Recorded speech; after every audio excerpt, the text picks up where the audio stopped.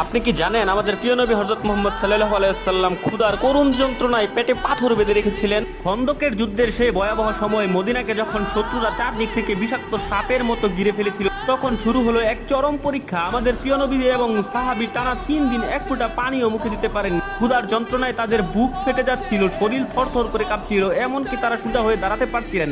এমতো অবস্থায় ক্ষুধার জ্বালায় অস্থির হয়ে এক সাহাবী আল্লাহর রাসূলের সামনে এসে দাঁড়ালেন, নিজের জামা তুলে দেখালেন ক্ষুধার জ্বালায় কুকড়ে যাচ্ছেন এবং অতি কষ্টের সহিত আমাদের প্রিয় নবী হযরত মুহাম্মদ সাল্লাল্লাহু আলাইহি সাল্লামকে দেখালেন তিনি ক্ষুধার যন্ত্রণায় তার পেটে পাথর বেঁধে রেখেছিলেন। তখন আমাদের প্রাণের নবী হযরত মুহাম্মদ সাল্লাল্লাহু আলাইহি সাল্লাম মুস্কি হেসে তার পবিত্র চাদর মুবারক তার পেটের উপর থেকে সরানোর সাথে সাথে সকল সাহাবীরা দেখে গর্জে চিৎকার করে উঠলেন, কারণ আমাদের প্রিয় নবী হযরত মুহাম্মদ সাল্লাল্লাহু আলাইহি সাল্লাম একটি নয় দুটি পাথর বেঁধে রেখেছিলেন তার পেটে। আমাদের প্রাণের নবী সাল্লাল্লাহু আলাইহি সাল্লাম এত কষ্টের মাঝে থেকেও আমাদের জন্য কেঁদেছেন। আজ আমি দেখতে চাই আমাদের প্রাণের নবীকে তোমরা